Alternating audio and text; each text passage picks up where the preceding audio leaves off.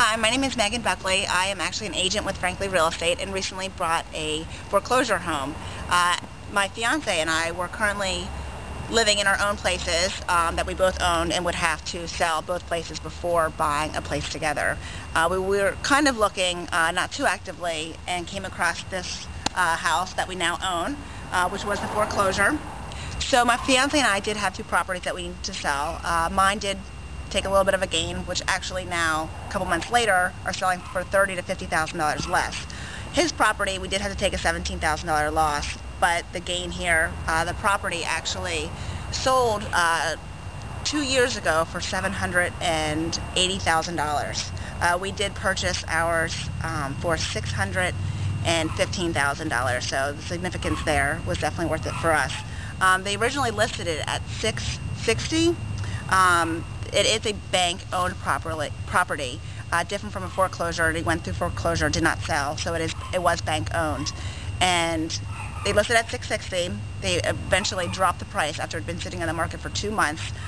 They dropped it $25,000 to $635,000. That week, actually, we had put our offer in. The listing agent told us that there were 3 other offers in that happened to come in that week because of the price drop.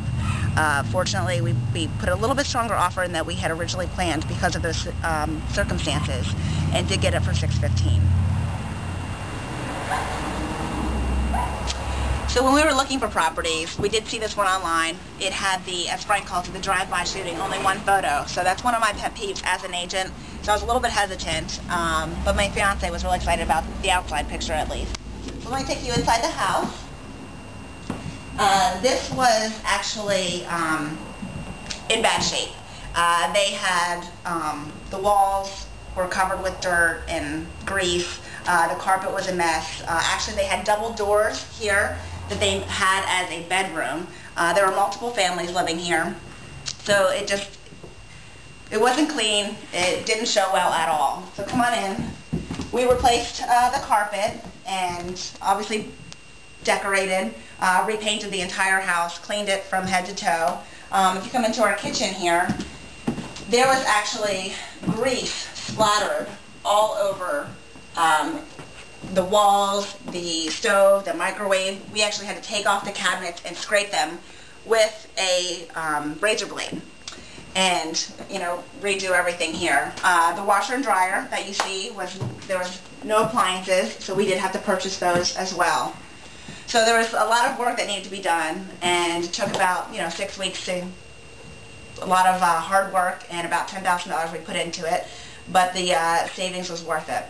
So now let's talk about the process for when we actually submitted our contract and the negotiations. Initially, we were going to put an offer in for less. When talking to the listing agent, he did let me know that he already had a couple offers in hand that happened to come in that week. I did do a research analysis on that listing agent, and he actually did get close to listing price, if not listing price, most of the time. So that did help in my analysis of what his expectations were and his client, the bank. So we did submit an offer, a stronger offer, and it took about 2 weeks to hear back. So that tends to be the case when you're dealing with banks. Things are much slower. So we did hear back about 2 weeks.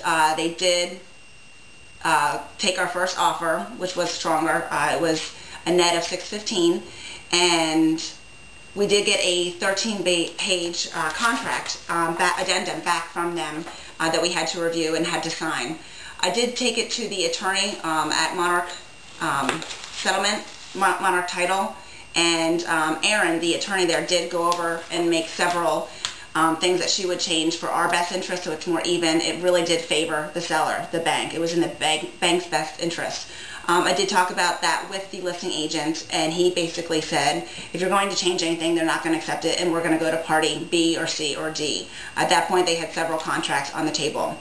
So we made the decision to accept it as is, not make any changes, and take that risk of it protecting the seller. In the end, we went to closing and everything was fine, but we had to be okay with the fact that if anything went wrong, we weren't protected as much as the seller was. So in conclusion, if you are looking for a house, there are some good deals out there with bankruptcy, foreclosure homes, but you have to look at all the properties, because you might have a house that's next to a foreclosure that they actually might be desperate to sell that you might even get a better deal with them. So you really have to look at everything and kind of compare apples to apples. You know, also look at your current position. Yes, you might have to take a hit on a home. We had two. We had to take a hit on one of them, but we looked at that as a sunk cost and what the market is now, and we got to purchase a great home for a great price. There's also the round robin. If you have a great agent, hopefully you've read on Frank's blog, the round robin, having several properties that you're interested in and finding the best deal between those. Look at properties that don't have photos. You know, it's one of my pet peeves. I know it's one of Frank's pet peeves, but you know, there are some great houses out there that unfortunately the listing agent hasn't done it justice and has the drive-by photo. So it might be a gem that you aren't aware of. Also look past the current condition. We walked in the home and I wanted to get right back out because it was not in great condition, but we saw the potential. The bones were good. It was just a lot of cosmetic things that we need to upgrade: the carpet, the painting, cleaning, and that was just some hard work, and the money that we spent was better than the savings. So just look at the whole picture and all the properties out there, and hopefully you have a good agent that is working hard for you. If you have any questions at all, please feel free to contact us at Frankly Real Estate. We'd be happy to help you.